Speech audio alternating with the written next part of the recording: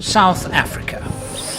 From the majestic lions of the Kruger National Park to the tourist mecca that is Table Mountain, visitors often forget its hidden side. Like Angie's G-spot, for example.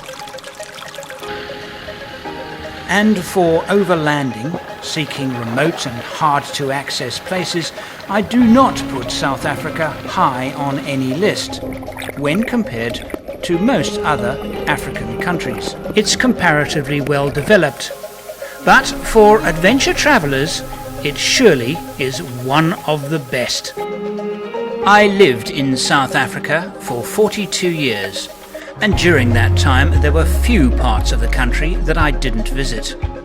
In a 3-part series, I will now take you to some of those places with unseen footage and untold stories. I'm Andrew St Pierre White. Join me as I share my passion for building 4-wheel drive trucks and travelling to the remotest parts of the world.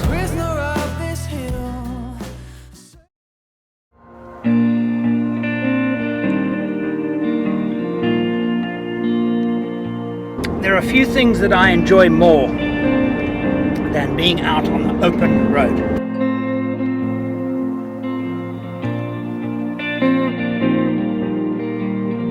Fantastic. Particularly if you're in a vehicle that you enjoy driving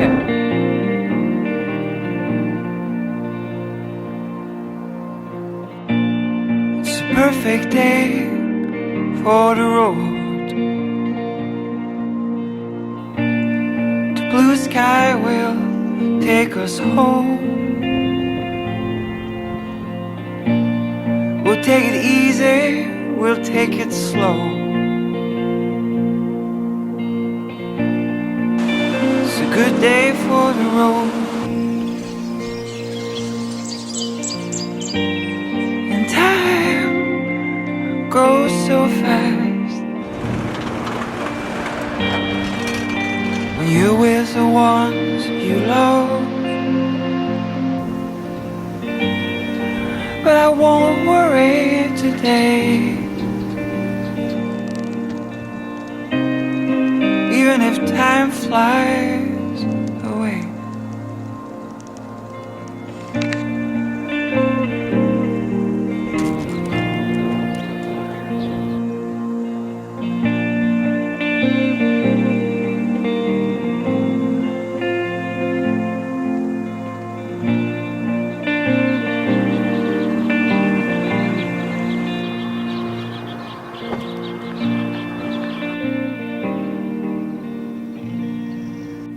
This here is nature's answer to modern technology. This is nature's iPod. It's a pod. I have a broken one here, and inside the seeds, these dark ebony seeds, are used as eyes in sculpture done by the Tswana people. So iPod. In fact, I'll now show you podcast.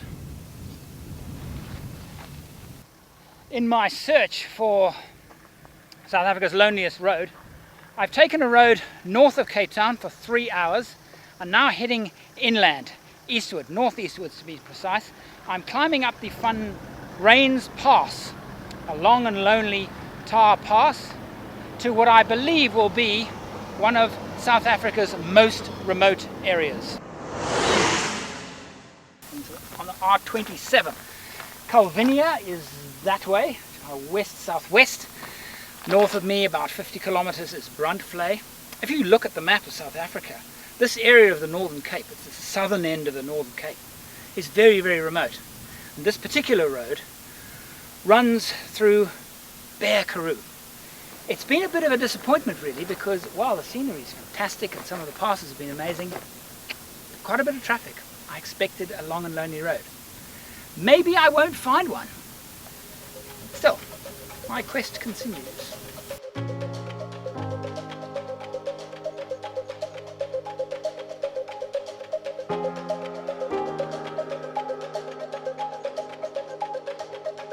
As a rule, wild camping in South Africa is unsafe. Not from animals so much as from people, and I would not advise it. The Northern Cape is one possible exception, and I have gone to great pains to find a place well away from the road, in a spot where it's very unlikely that I will be seen. There are few places in South Africa where the geology changes over such a short distance and is so noticeable as here in the Northern Cape. Bruntvlei that way, about 60 kilometers south, Kenhardt that way, about 50 kilometers north. Bruntvlei is unmistakable Karoo. Scrubland, it's unmistakable. But soon after, as you travel north, you start seeing the grass starts changing its color, the sand starts changing, it starts becoming, it looks like Kalahari. But now here, in between, I find this. That is unmistakably Namibia savanna. The rocks, even the plants. It's extraordinary, because in front of us is the Kalahari.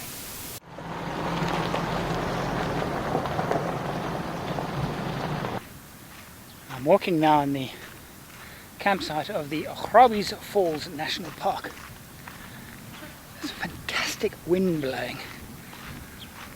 I say fantastic because when I arrived here 2 hours ago it was 44 degrees. Unbelievably hot, incredibly unpleasant. Said a short prayer for rain and look at it. It's dropped about 8 to 10 degrees since I arrived, so I'm able to walk now and have a look at the falls. Oh, there's some water there. Located on the Orange River, the Ograbis Falls is South Africa's largest waterfall. Its canyon is 240 meters at its deepest, with the waterfall averaging 60 meters. At times of flood, like now, it easily exceeds this. The best times to visit are February and March. Standing here looking over the waterfall, I feel as if I'm on the edge of a large skyscraper looking down. I get this sense of vertigo, the movement of the rush of the energy underneath. It's actually quite freaky. 2 weeks ago, the water, can you believe it, would have been around my ankles. And in fact, there were people standing on that platform over there, which has now been destroyed. They were standing on it. That is probably 20 meters below where I am now standing. Now, if I look around me, I can see the water has started ripping up this as well.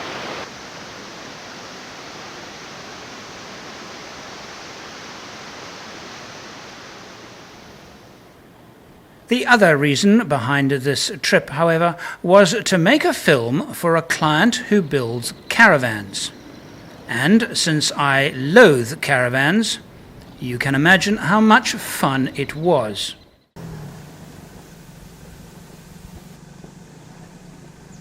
We have some of our own equipment. We have our own little CNC machine that does all the CNC routing of the furniture and the wall. I find myself this morning in slightly unfamiliar surroundings. I'm in a very, very busy campsite. We arrived last night at Tuirafir in the southern end of the Kalahari Frontier Park.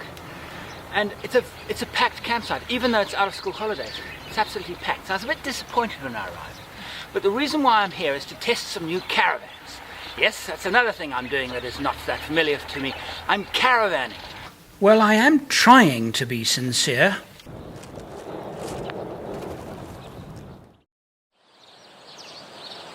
In 2012, I planned to drive from Cape Agulhas, the southern tip of Africa, to John O'Groats, the northernmost tip of the United Kingdom mainland, in aid of rhino conservation.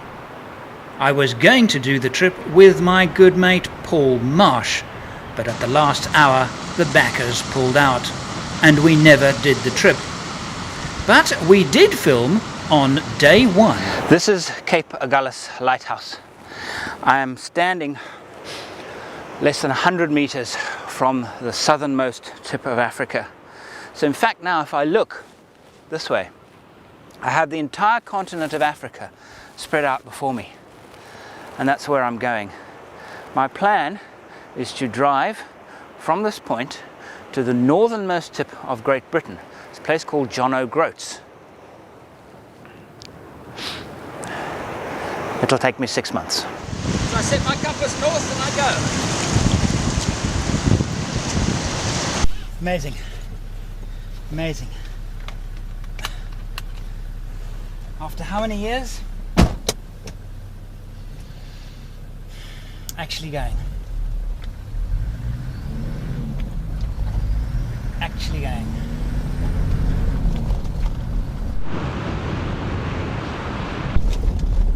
Did I recognize him?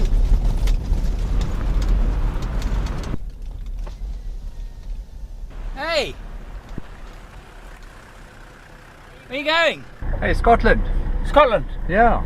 Oh, really? And whereabouts in Scotland? John O'Groats. John O'Groats, eh? Now, sorry, I'm just going to the shops.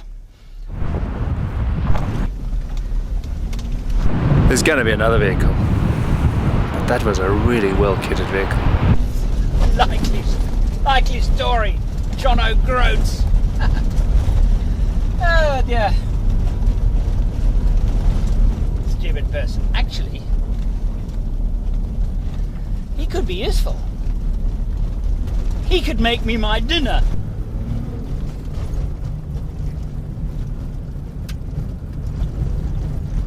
Ah, shit.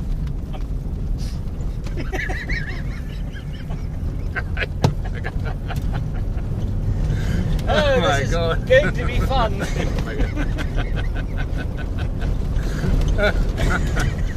I think we're in for a good trip. Very silly.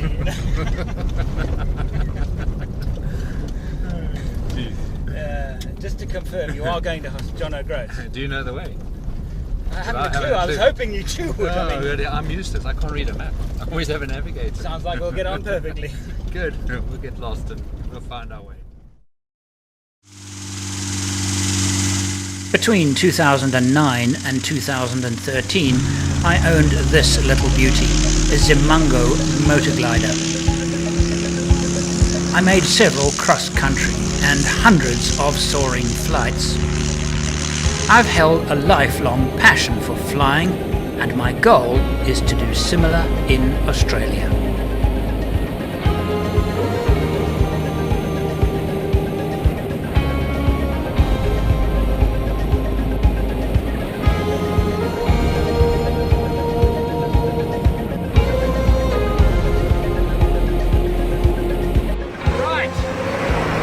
I've been in the air now for 1.5 hours.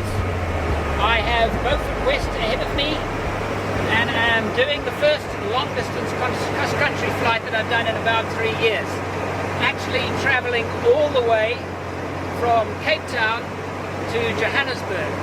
I'm going to be stopping tonight at a place called Harip. Harip is a world famous gliding area. Still probably an hour to go. I've had a good tailwind all day. Estimated that my speed would be 110 knots. I think my average speed has probably been closer to 115 to 116 knots.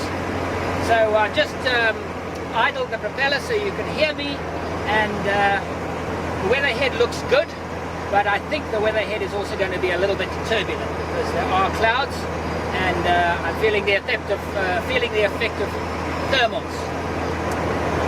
So, I'll see you when I'm on the ground.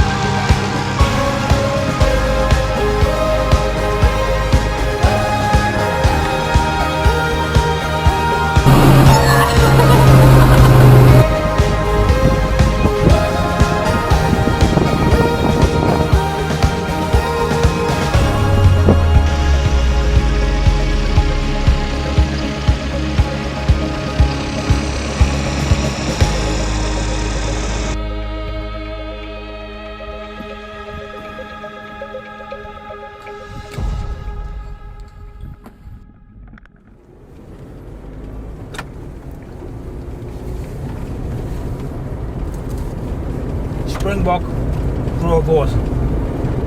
Now that I live in England, I really have to take advantage of this. And this is so good. Not too fatty. We've travelled further east now and are in the beautiful Klein Karoo.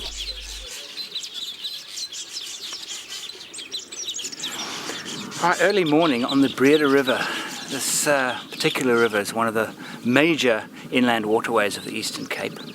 Tidal, we're about 25 kilometres upstream. And not long ago, they tagged a 4.5 metre Zambezi shark that was actually further inland than where I'm standing now.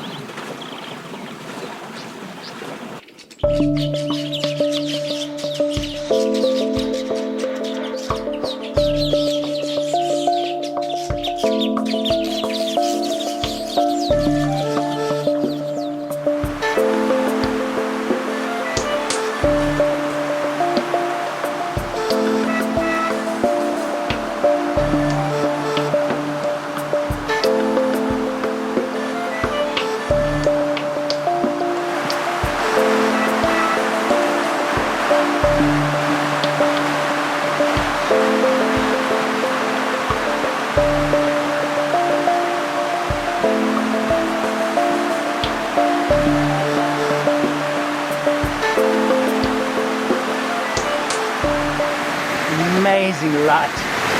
The rain comes down. In November 2008, it's hard to believe that this entire area was underwater. In fact, the balcony I'm sitting on now, the veranda, the stoep, was actually underwater by about 1 centimetre, so the house wasn't damaged, but this entire floodplain was underwater.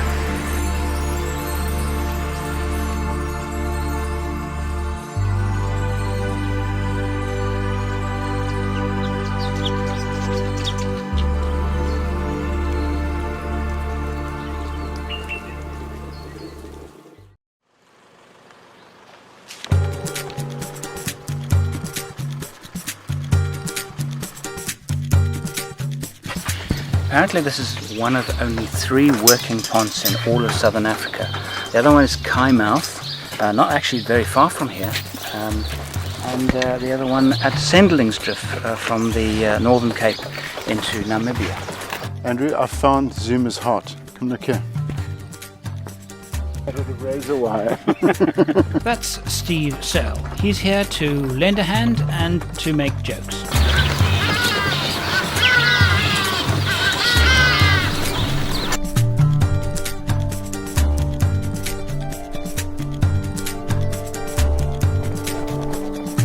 This is the first time I've ever seen manpower instead of horsepower pulling a pond across the river.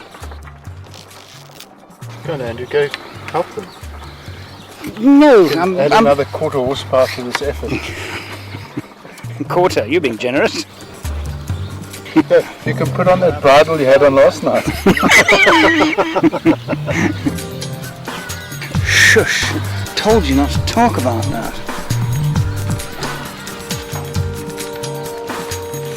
Thank you. Okay. Have a good day. Enjoy your trip. Bye-bye. 42 bucks. That's a good deal.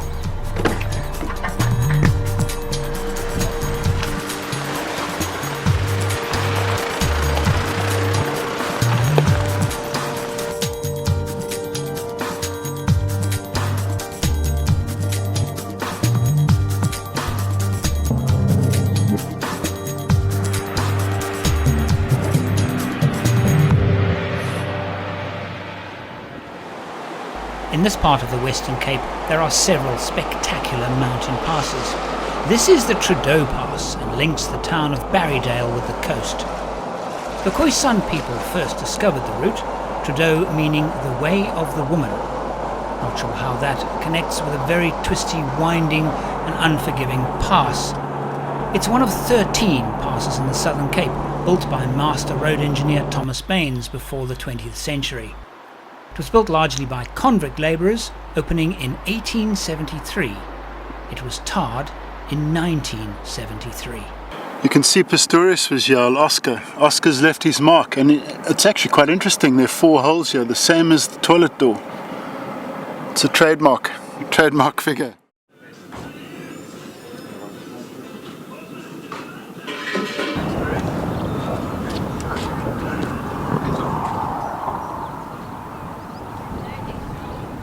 This is a marvellous example of marketing genius. This is Ronnie's shop. It was just Ronnie's shop, and people popped in and bought a Coke and some packet of chips. Ronnie's sex shop, and you can see it's been added afterwards. This is now a national treasure. Tour buses come here. People come from all over the country just because they've added that 3-letter word. It's crazy. This is Ronnie here. Started as a joke. It was two of Ronnie's friends that added the sex. You know, that's how the whole thing just took place. So they just got and put sex in the Ronnie's sex shop.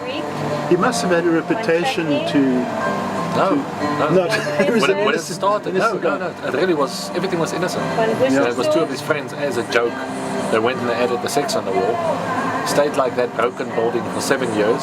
That's where it got its name. You know, everywhere was articles regarding the so-called sex shop in the middle of nowhere. Yeah. And then 7 years went by. His friends came back, looked at him and said, "Hey man, you know, I know you're a bit slow, but come on." So I said, well, there was nothing in the area. He said, well, open a bar. If it works, fine. If it doesn't work, open a bar on the farm. 16 years later, we're still here. Sure. Amazing. Watch on TV, you know, sit like a lay back. Yeah. Just sit there and you start looking at the wall and you start reading. Yeah. You start seeing a lot more than what's actually there. Yeah. Everything is crazy. Sorry, I mean, you must have seen some really weird stuff going on. The bikers come here and... Turkey bacon. No, I've had from the Oppenheimers right to those who crawl out under the rocks. No, really, all of them. Yeah, I'd like a full brandy and coke now. I mean, what is the most popular thing you sell here, drink-wise? Brandy and coke. There we go. And like most places where brandy and coke is popular, there are tyre marks on the tarmac. And so we say goodbye to the two Ronnies and head further east. Right, here we are on, what day is it? Wednesday. It's Wednesday at Leroux's B&B in Oudtshoorn. Very good, very comfortable, very nice, and very wet. Pouring the whole night. Pouring. And today we were supposed to be going to the farm today. We had a bit of thunder this morning, didn't you? Did you hear? Oh, I didn't hear it. As you came out the shower. I thought that was you coming out of the shower. Very funny. We're going to eat breakfast. Oh, what a very nice breakfast that is. Now it's off to the local Isuzu dealer, where I've organised to meet Wessel, a local farmer. And we're going to spend the morning on his farm. I'm not sure doing what. I suppose we'll see. Andrew. Nice to meet you. Yeah, pleased to meet you too. I'm with GM, General Motors, since I started farming, and that's about 33 years. Yeah. But I'm a moe farmer. Okay. I produce moe. Right. I'm not a goat farmer. Moe grows on goats, Yes. but I produce moe. I produce the hair. Oh, so not a goat farmer. It's splitting hairs, isn't it? It should be a fun day if the rain just holds up, but I think it will. I just have it'll give us some gaps.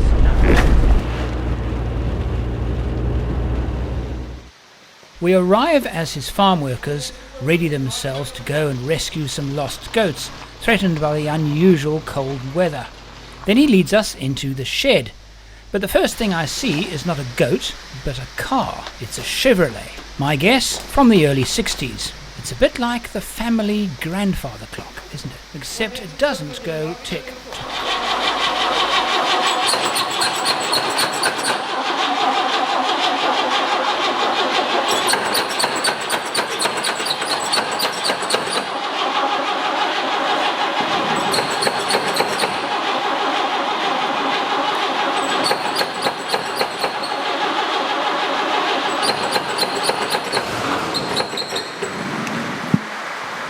Been a long time that we don't run it, so the petrol went down and then you still had to pump it up. I've got a... What year is it? Now tell me just a little bit about it.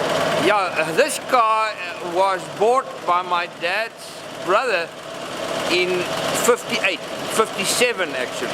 It's a 57 model, and I've got it in 79. At that stage, this car's got 30,000 miles on it. It's now 30, 40 years later, and I think it's got 60,000 miles on now. Genuine miles.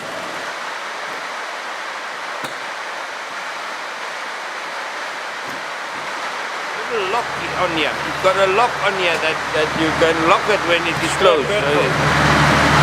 Always need a car or need some petrol because you don't know if it will reach the next town. It's heavy on petrol. Having yet to see a goat, I asked to be taken to see them. And what do I see? An Argentinian alpaca. An alpaca in Africa? An ostrich may be. I actually expected to see lots of ostriches today. Argentinian alpaca, what do they call it? Why have you got an alpaca here? It helps chasing away the predators. Oh, what Yeah. predators? Jackal? Like jackal and lynx. Yeah? And also people. People are also scared of them. Because they can spit on you. Yeah. And And they stare at you. And if you tell them, okay, unlucky, the guys that work with the goats know that it doesn't harm, but for people that want to come and steal goats, they're afraid of it. I'm nervous. Yeah. A goat's lifetime is about 8 to 10 years. Okay, enough about hair and teeth. What about the farm? So Wessel takes us out. His farm is big. It would take half a day just to drive around it.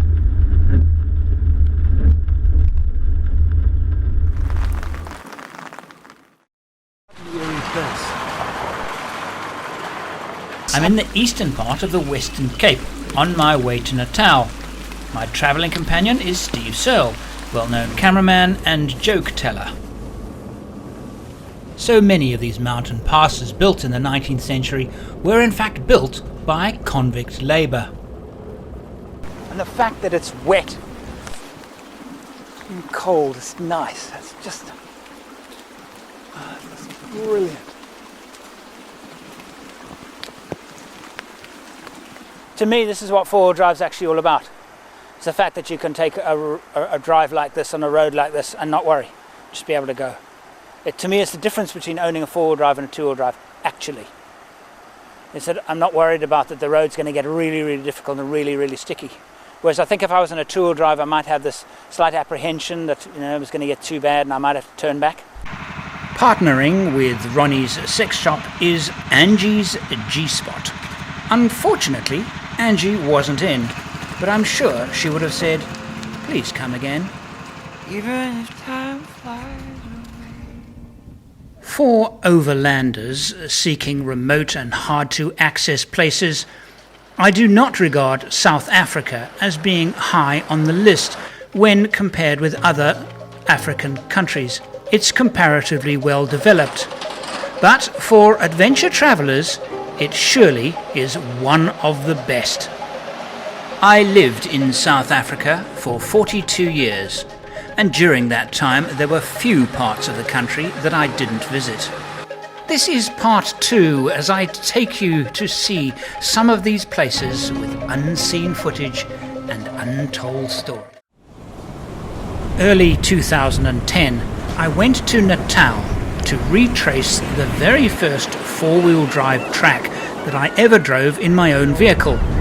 That was back in 1983. This is Cape Vital. This is the first stop on our little adventure. What we're going to do is we're going to explore the marine sanctuaries in the area, which includes St Lucia, right up to Cozy Bay on the Mozambique border. This is the Indian Ocean. And as usual, it's like warm soup.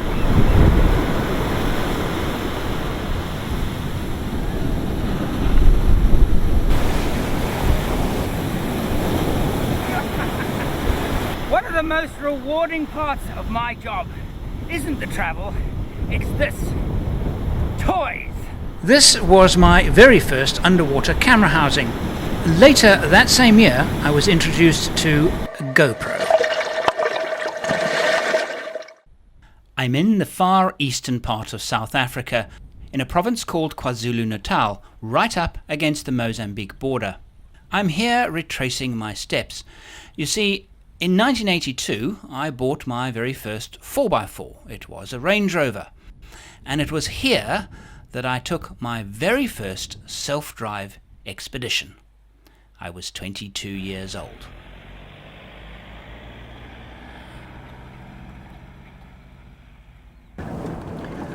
This little bit of the trip has significance for me. When I started doing this four-wheel drive thing, I got my first vehicle of my own in 1982. It was a Range Rover, 10-year-old model. I decided to come to Cozy Bay, and in fact, I recorded as my very first expedition in my own vehicle.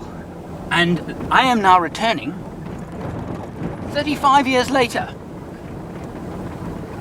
to relive that moment.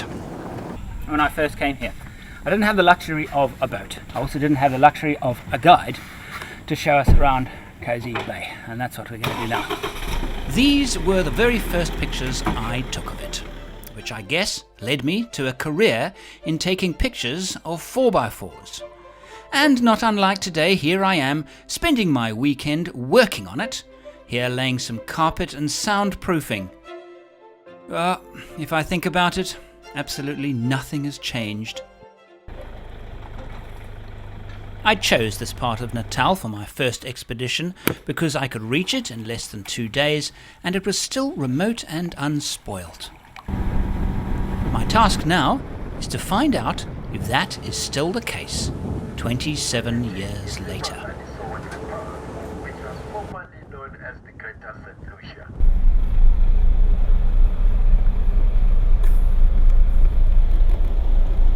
Descending now after 11 hours non-stop driving. We're descending the final descent to the sea at Cape Vidal at the campsite here.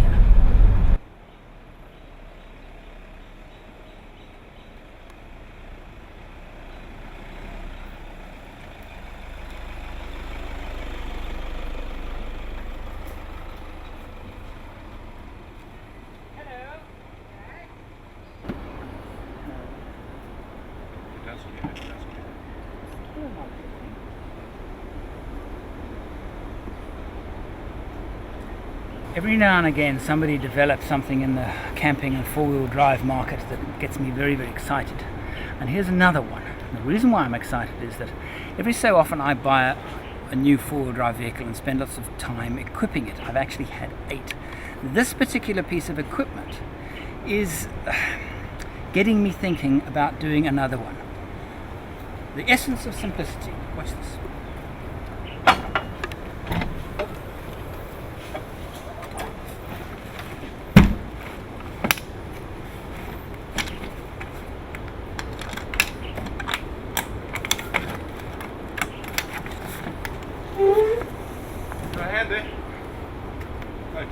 No, I don't actually. I'm finished. This is what surely must be the simplest tent in the world. Now the thing is, the whole idea behind this, it's for 2 people and 2 people only. Driving in the vehicle that is completely and utterly equipped. Now the way this works is, underneath the mattress, in this portion here, is where you put all your clothes and things inside here.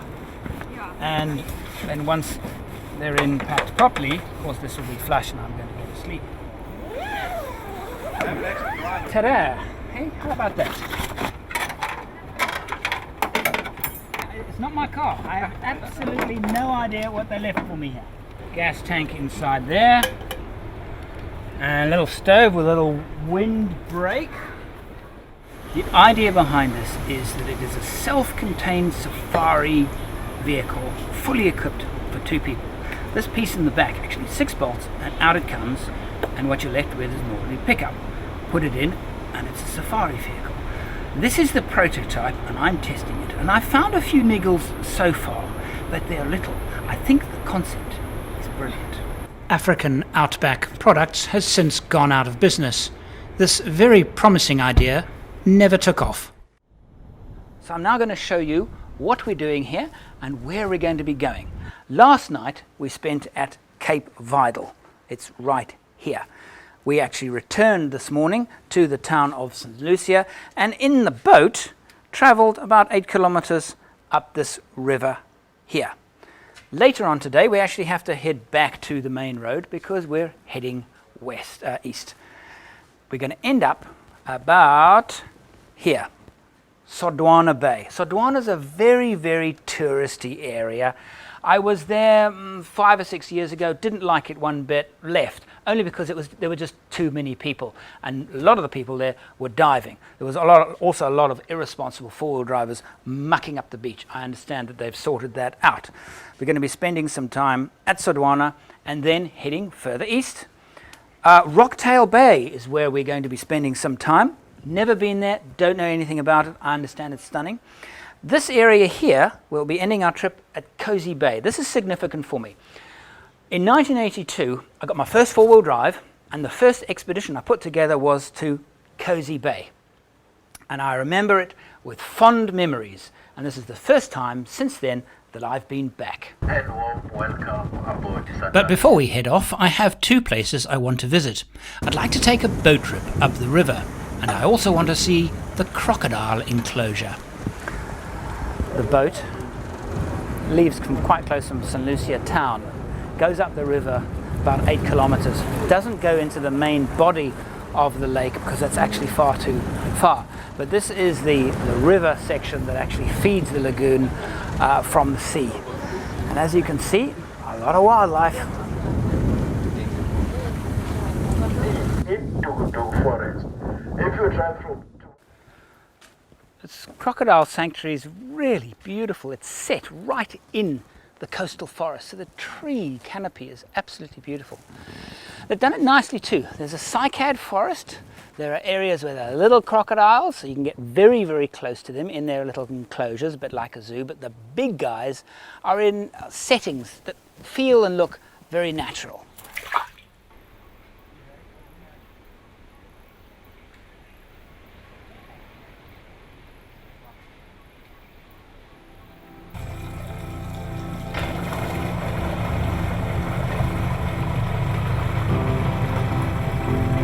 This is part of the vast Cozy Bay tidal lake system. We're going to look for the freshwater parts that are not unlike the Okavango Delta in Botswana, so I'm told. It's a half-hour boat ride. There's a very, very narrow channel we're trying to find that leads onto Lake 2. Proof that men do ask directions. As a last resort, of course. It is indeed like the Okavango. That is a huge surprise for me. Pygmy geese. Look at them. Little pygmy geese. And that sound is a black crake.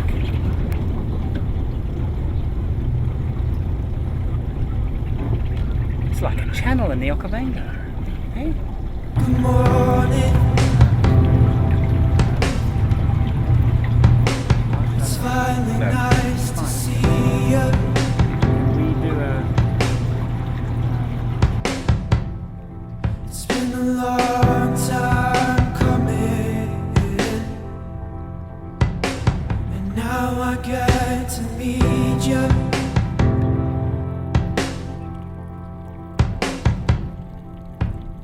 And the peace of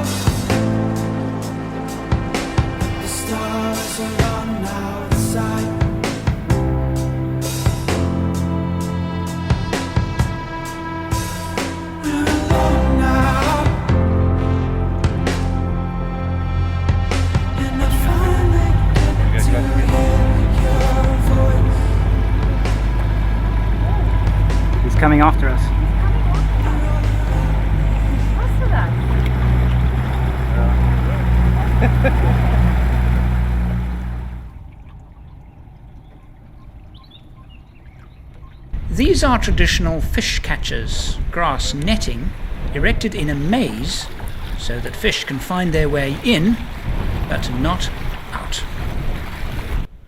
Nets like these line the shores of the cozy lakes and feed hundreds of families living in the area.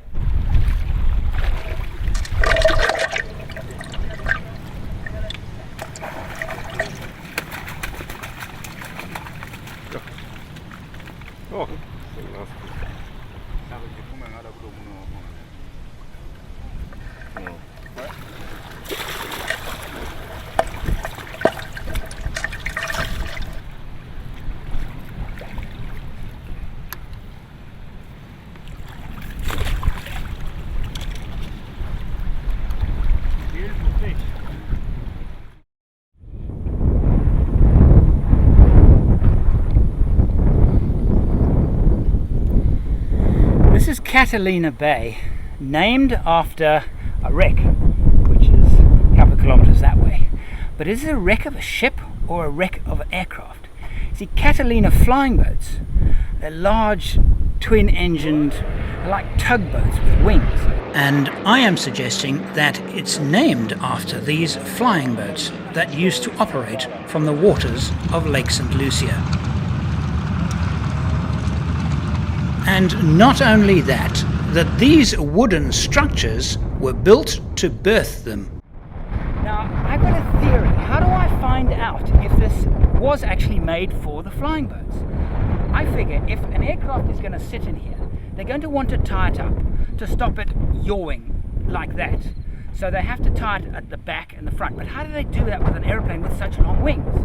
So if the distance between that pontoon and that pontoon is not too much wider and certainly not narrower than the wingspan of a Catalina flying boat, then my theory holds up. Okay, that's 28. As it turns out, I was both right and wrong. Completely wrong about the Catalina and these structures. The span being 31 meters and the length being 19 meters bear no resemblance to the structure. But I wasn't wrong about Catalina Bay being named after the Catalina flying boats that once operated on St Lucia. There were 2 known fatal crashes on the lake, one of them at Catalina Bay.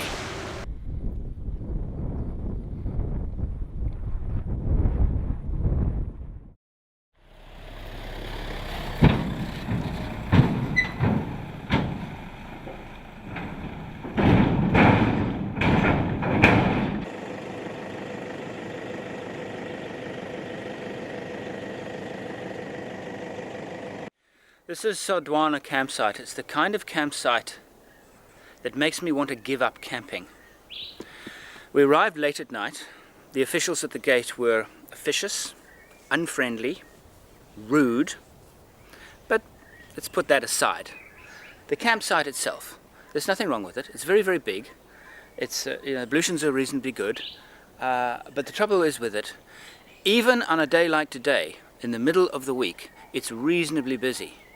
But before you've woken up in the morning, tractors are whizzing by, people are walking by. It's a very, very commercial environment. So Sodwana is the kind of place that I remember it to be when I first came here. I stayed one night and I got the hell out of here, and that's exactly what I'm doing today. That is after, of course, I've had a little look around. Just putting it in four-wheel drive. But this is Sodwana how I remember it. It's not a beach at all. It's a car park. And in the weekends, it's a very big car park. But let's go and have a walk around anyway. Check it out. When I first came here, would have been about 1985. I was disgusted by the place. There were literally 100 vehicles on this beach. And this lagoon over here was flowing out to the sea. There was a Hilux with a man in the front seat, driving seat, holding a bottle of cane spirits, and not more than 2 meters from his wheels was a little girl with a bucket and spade. I was horrified and I left. But today it's actually quite nice. asked one of the local ski boat operators, what's the deal here with all of the boats and cars? This beach itself is a working beach, classified as a working beach. It's an operator's beach. So there's 100 vehicles allowed with boats on the beach as such in this particular area. On the North Beach itself, they also allowed 100 recreational vehicles. Those are the average family goers who come down for their families and have a picnic on the beach. There has to be a reason why Sodwana is right here. Is it the reef? A lot of it is because of the diverse reef ecology that we got down here. With a diverse fish population and stuff. I mean, we've got over 1,000 species of fish. It's always clean water here. No real rivers close by. Warm, clean water. We see a lot of the whales come past, dolphins, manta rays, whale sharks, all the nice kind of stuff for families to see and do.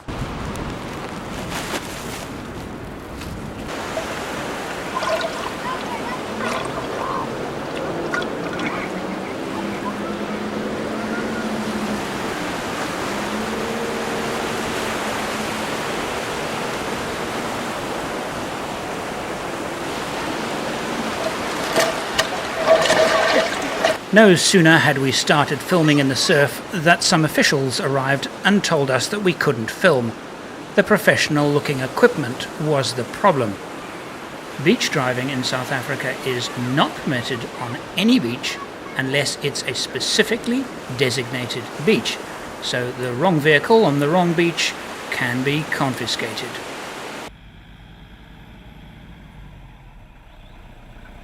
You know, for all the bureaucracy one has to put up with coming in and out of these areas, the moment you come, you pass through the gate, show them your forms, you realize why it's necessary.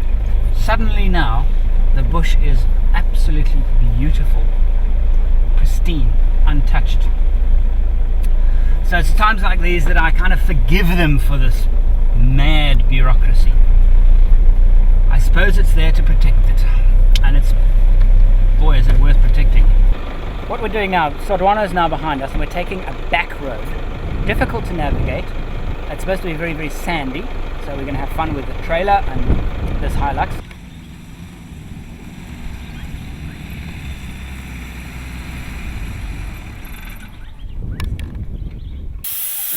I don't have my own equipment with me here. I normally use an ARB Easy Deflator, which is quick, easy, simple, accurate.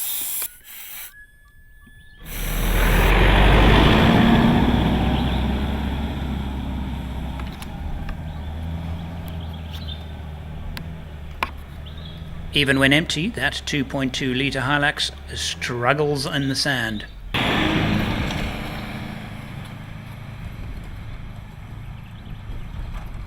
While the 3 litre makes the climb without difficulty.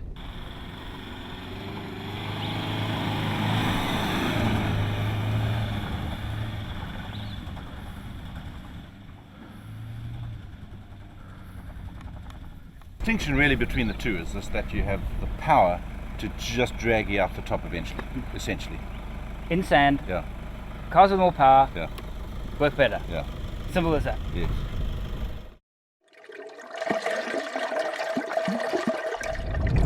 This here, narrow gap, is the entrance to this vast lake system. You would think it would be much bigger considering the volume of water, but actually only a small portion of it is tidal, and the tide is now turned. With the tide coming in fast, people who have been enjoying themselves on one of the many islands must make their way back to the mainland before they're cut off. Rocktail Bay Beach Camp is well renowned for as a family destination. And I asked them why this was the case. Well, facilities in the camp are very, very nice for children, pool, etc. But there's something else that children particularly love. And we're going to go and find out what that is right now. Snorkeling. Rocktail Bay boasts some of the best snorkeling in all of South Africa. I always love to snorkel, combined with photography.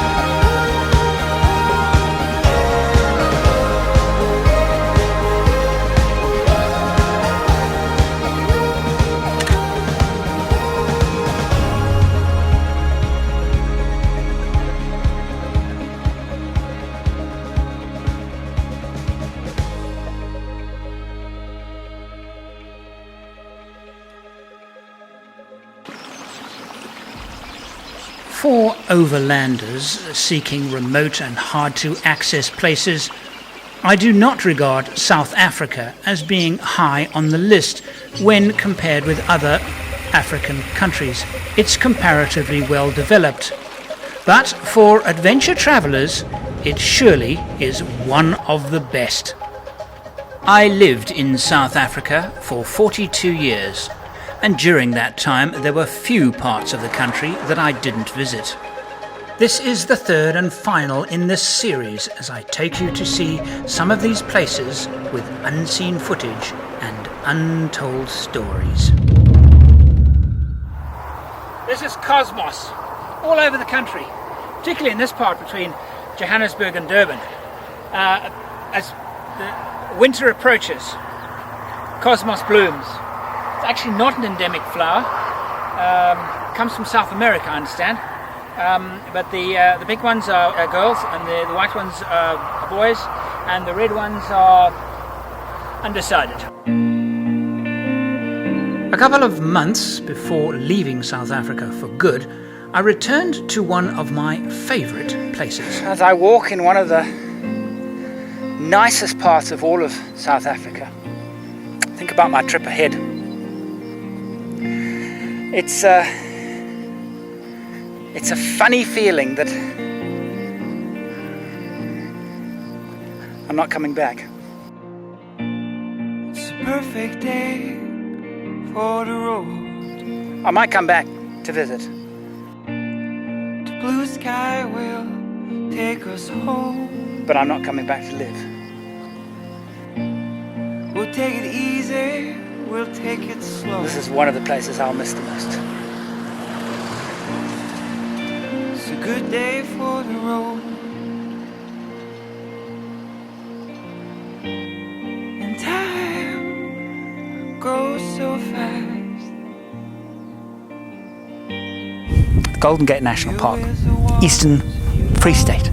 Because my in-laws lived here, I spent so much time here. I have such warm feelings about the place that if I think about South Africa, if I had to retire here, this is where I would like to end up.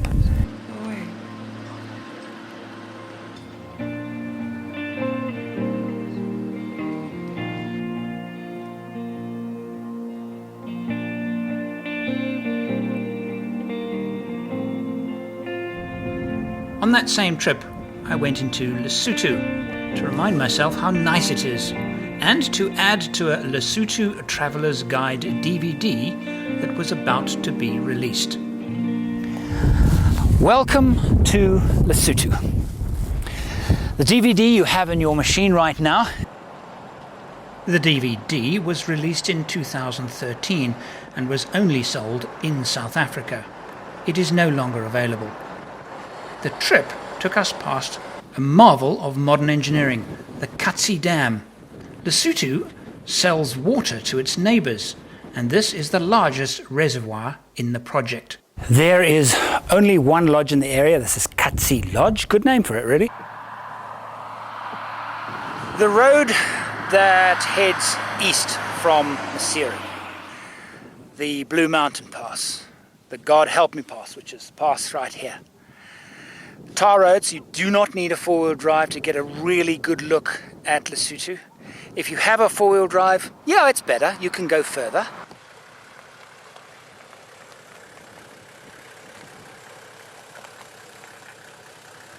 So I've moved off the road, found a flat spot.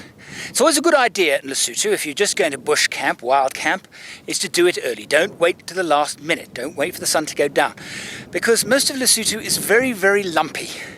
To find a flat spot can be quite difficult.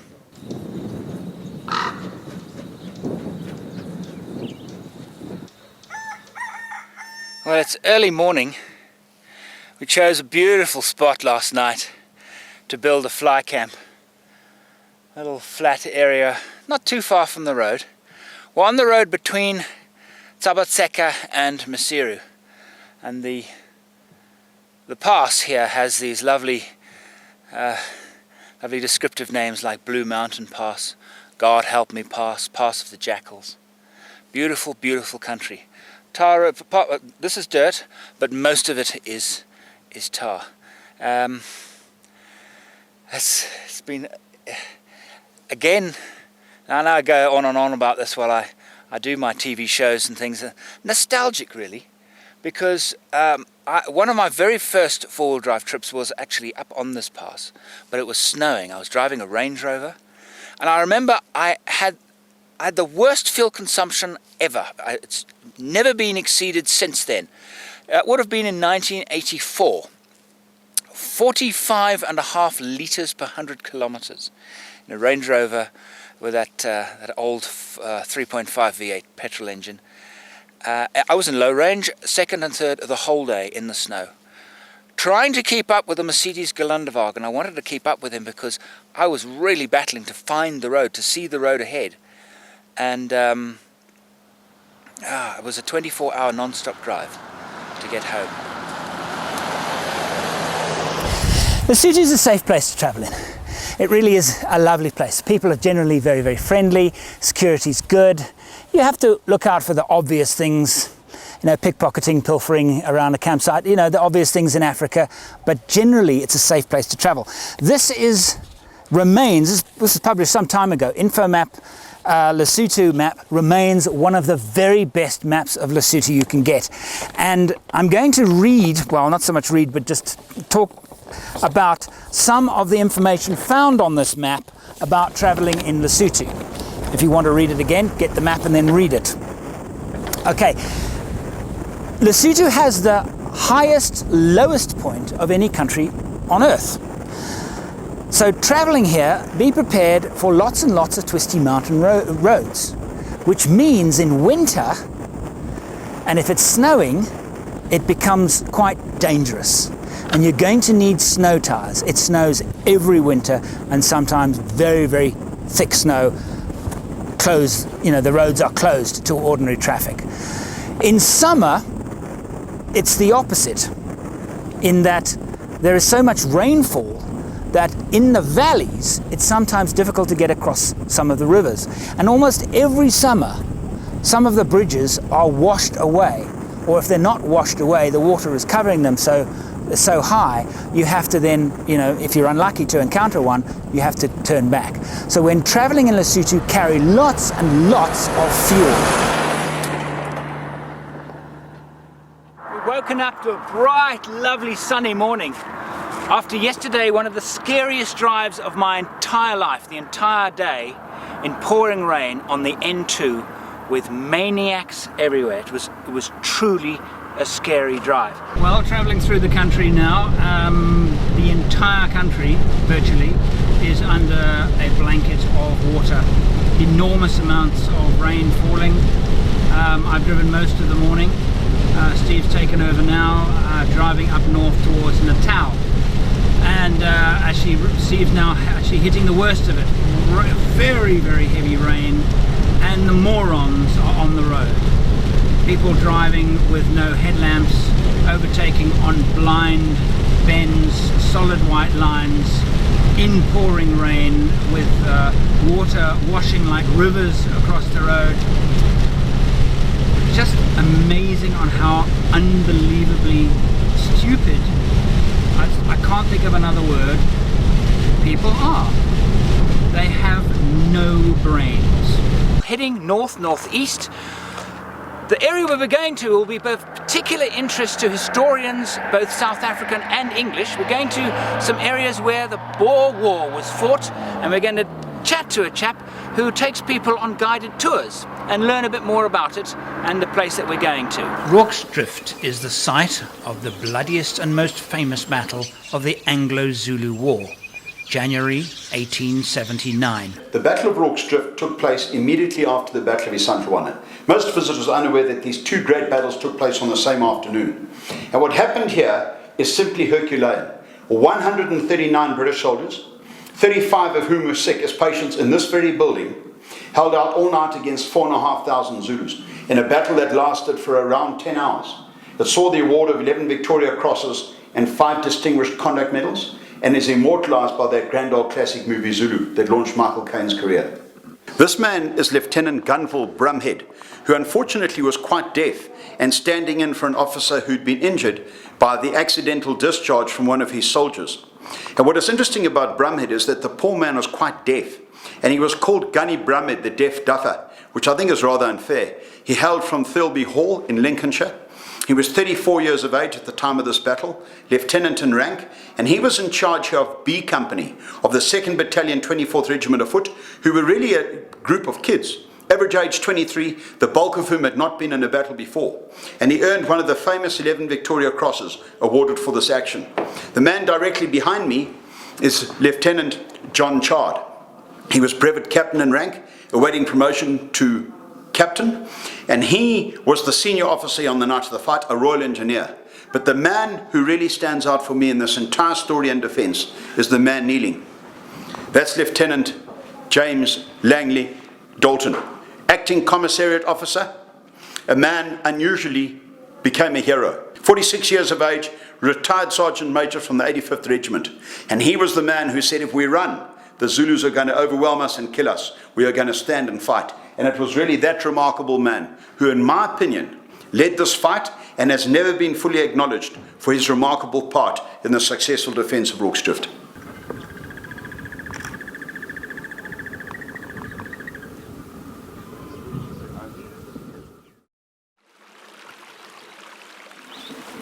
Well, that is a familiar sight for me. Last time I was here was 5 years ago.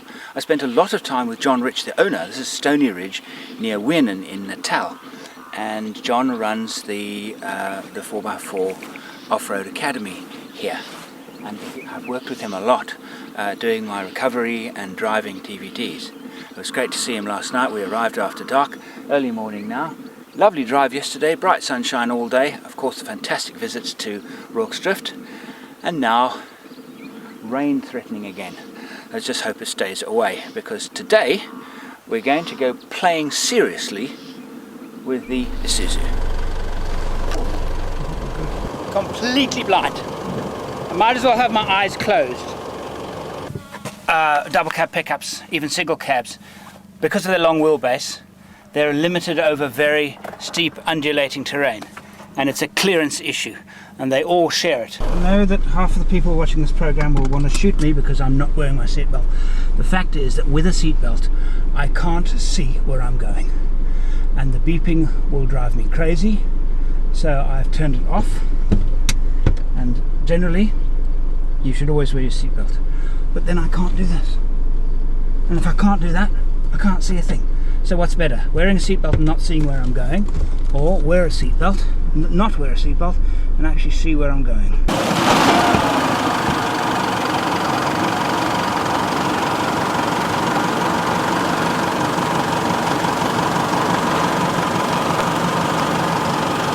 The vehicle is unfamiliar to me, so I'm going to be very, very careful.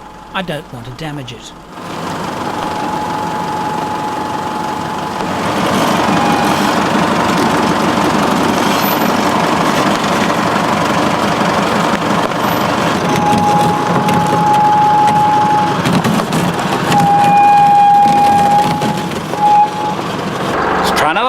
Try climb. Let's try climb now.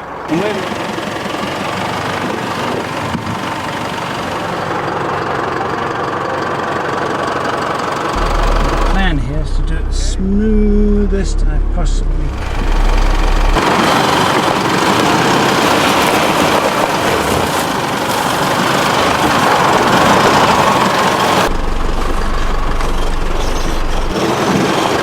I didn't use the diff lock. Thought I would need one. Didn't. Decided to try it, see what it could do without, because a diff lock is kind of cheating. Well, it's not cheating, but you don't know what the vehicle is capable of when the locker is engaged. Without the locker, it's you can test the vehicle properly. Did it well. Did very well. And these 3-litre turbo diesel motors actually so well suited to these pickups, because on the open road they just fly, and in low range slow speed like this they chug beautifully because they get a reasonable amount of displacement, so they produce reasonable power at very, very low RPMs, and they're very, very easy to drive. John and I wanted to test the air jack. And the job was given to me to get the Isuzu good and stuck. Yeah, I would like you to go downstream more than if you go for that tuft on the other side. Well, it would be nice to demonstrate the jack, but we'll see if... See if I can get through there. Yeah. As it wants to lift itself there and then shoot it across. So, but if you do it well, then we'll have to come back and do it badly. The intention here is to get the Isuzu well and truly stuck. But my natural instincts kick in, and it's actually my job to try and not get it stuck.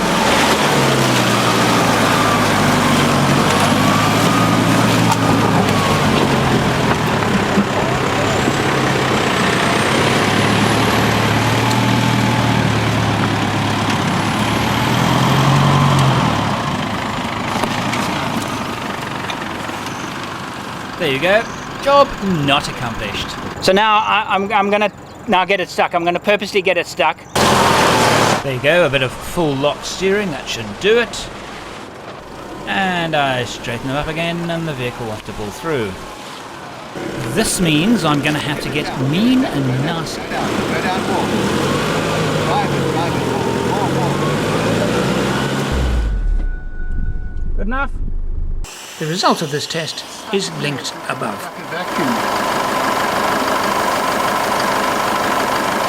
With a bit more packing of material underneath the wheels, it's time to see if it's worked.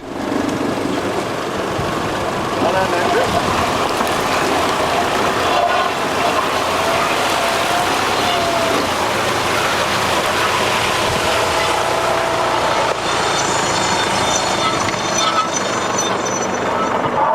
Well, I think we bit off just a little bit more than we could chew, but chew it we did, and that was a great and genuine example of how to use an airlift jack to get a car out of a horrible sticky mess. Yes, I know I look wrecked because of a night of bush camping. I come to the end of my expedition. It's been absolutely brilliant. Ending at Stony Ridge, one of my favourite places, the places that I've come to so very, very often, seemed fitting. The Isuzu was exemplary off-road yesterday. Wow! Yeah, it's got clearance issues, as do all of the double cabs, but man, the engine power at low RPM, fantastic. And it seems fitting that I should end here in Stony Ridge. And so, until the next time, thank you for watching.